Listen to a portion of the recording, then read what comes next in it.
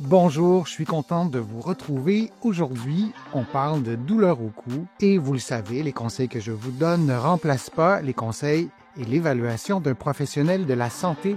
Vous allez trouver beaucoup de conseils, beaucoup d'exercices dans mes livres, notamment Plus jamais malade, mon approche globale pour un corps en santé, et aussi on fera des allusions à mon roman Corps étranger, publié aux éditions Stanké.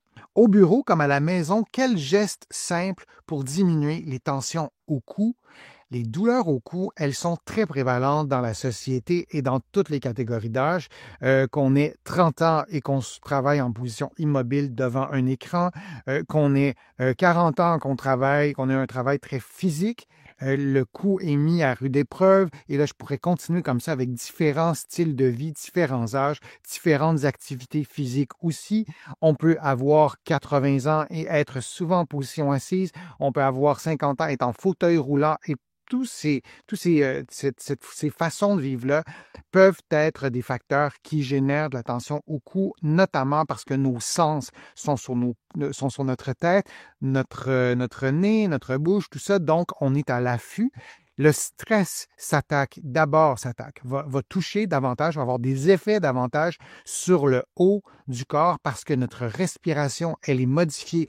Lorsqu'on est stressé, lorsqu'on est anxieux aussi, l'amplitude respiratoire va changer et les muscles de la respiration s'attachent pour la plupart sur la région du cou, sauf le diaphragme, qui est le muscle qui sépare le thorax de l'abdomen, mais sinon, tous les autres muscles ont un lien direct ou indirect avec le cou.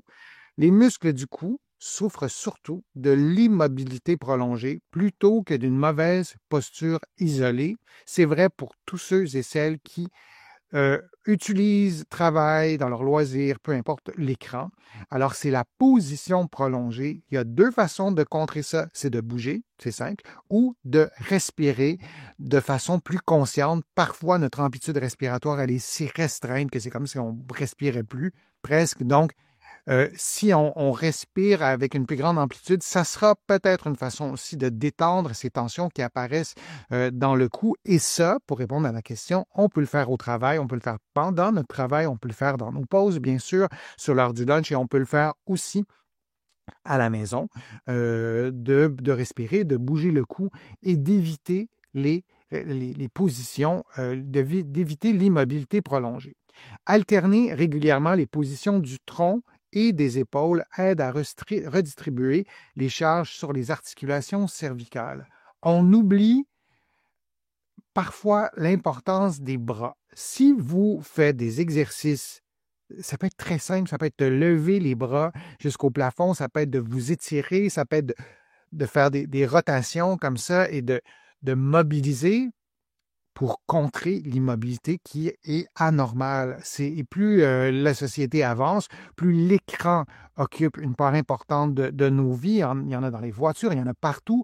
Et l'écran, c'est associé à l'immobilité. Donc, on doit faire des mouvements, on doit bouger, oui, avec la tête, oui, la respiration, mais on ajoute un niveau supplémentaire, les bras. Parce que vos bras, les muscles des épaules particulièrement, eux aussi s'attachent en quelque part sur le cou, très près du cou ou directement sur le cou, voire sur la tête. Donc, c'est une façon aussi de bouger. Si vous êtes en réunion, par exemple, et vous ne souhaitez pas bouger votre tête, bien, vous pouvez quand même bouger vos bras. Vous pouvez placer vos bras derrière. Vous allez trouver des exercices sur ma chaîne. Vous pouvez ajouter une expiration, mais là aussi, en bougeant les bras, on a tendance à l'oublier.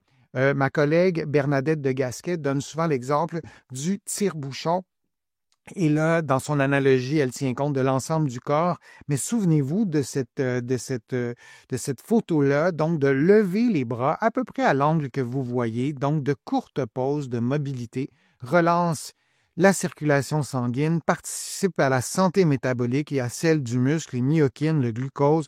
Les myokines, ce sont ces substances biochimiques qui sont sécrétées par vos muscles, qui participent à votre santé qui participent à votre santé métabolique. On ne connaissait pas ça il y a quelques années. Si je vous posais la question, avez-vous déjà entendu parler des myokines? Répondez par oui ou par non dans le fil de discussion et regardez les réponses apparaître, que vous soyez en direct ou en rediffusion. Répondez et vous allez voir les réponses. Qui connaît les myokines, ces substances bioactives qui participent à votre santé? Donc, de contracter les muscles, ce n'est pas uniquement pour diminuer les tensions au cou, au quotidien ou au bureau, c'est la question qui m'est posée, mais le fait de bouger régulièrement, par exemple, si vous êtes diabétique, prédiabétique, la contraction musculaire, la consommation du glucose par vos muscles ou du sucre, si vous voulez, la sécrétion des myokines, et il y en a d'autres, la production de myokines, on va avoir un effet aussi sur votre santé. Donc, oui, respirer, vous lever, les postes assis debout, c'est des stratégies tout à fait valables, mais bougez les bras aussi. Les bras ont une grande mobilité, une grande amplitude. Pourquoi ne pas en profiter plus souvent? Ces micro-interruptions entretiennent les ajustements posturaux automatiques. Lorsque vous bougez, vos muscles, la posture se contracte différemment. On ne s'en rend pas trop compte. On a des centaines de muscles, mais nos muscles vont se contracter différemment. C'est sain pour l'équilibre dans votre corps, notamment pour vos articulations. C'est essentiel, ces muscles de la posture, ils sont essentiels pour stabiliser la tête sans tension excessive. Lorsque vous êtes en rencontre et vous regardez votre petite caméra sur votre écran de portable, tous vos muscles posturaux se contractent et demeurent immobiles et ça génère des tensions. Donc, quitte à ne pas bouger la tête, peut-être tourner un peu les épaules, de garder votre corps dans un mouvement relatif puisqu'on reste par exemple, en position assise, vous êtes peut-être au cinéma, vous êtes peut-être en train de regarder la télévision, c'est la même logique. Et l'autre élément aussi, et c'est un des termes qu'on entend de plus en plus, et c'est mon premier conseil plus formel, essayez d'avoir, pour ce qui est du bureau, essayez d'avoir un bureau qui est plus vivant, qui est moins statique là aussi. Par exemple, d'avoir un poste assis debout ou sinon de faire certaines tâches debout, en mouvement. Si vous parlez au téléphone, si vous pouvez bouger davantage en travaillant, ça peut être intéressant, mais aussi des postes assis debout.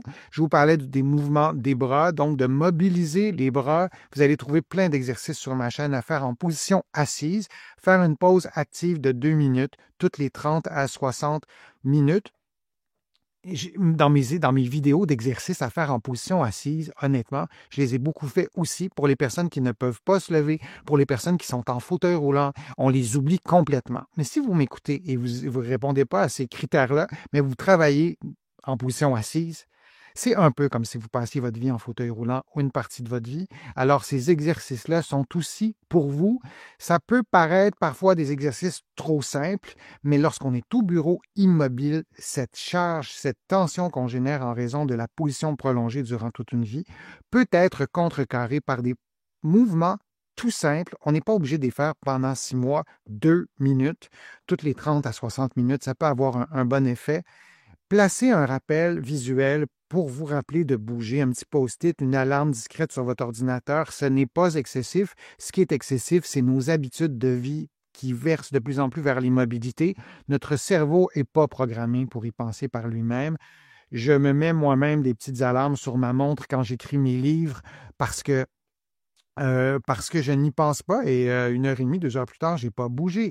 Dans mon roman Corps étranger, j'ai un personnage qui s'appelle Eric, donc je vous le montre ici, et dans ce livre-là, qui est un roman, qui est de la fiction, mais que j'ai écrit en puisant dans mes expériences professionnelles, c'est pour ça que je vous en parle dans ce contenu-ci, sur les tensions au cou. Il y a plusieurs de mes personnages qui ont des douleurs au cou, dont ce personnage d'Éric qui travaille en partie sur l'ordinateur.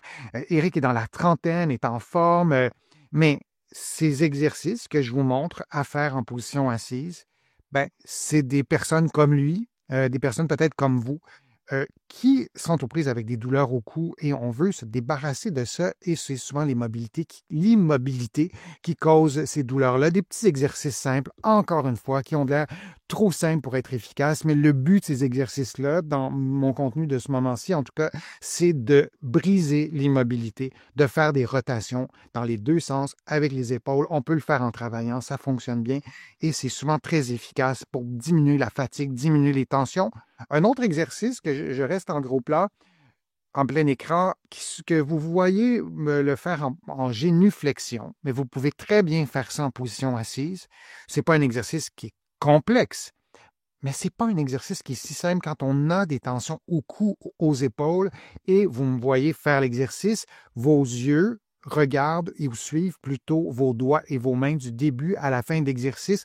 Si possible, si votre amplitude articulaire ne le permet pas, soit au niveau du tronc, de l'épaule ou du cou, ben, vous adaptez l'exercice et vous faites évidemment tout ça des deux côtés. Sinon, sinon, c'est pas très logique de le faire seulement d'un côté. Alors, ça aussi, c'est un exercice qu'on peut faire. Alors, au bureau comme à la maison, qu'est-ce qu'on peut faire pour prendre soin des tensions de notre cou? Je vous ai donné plusieurs pistes.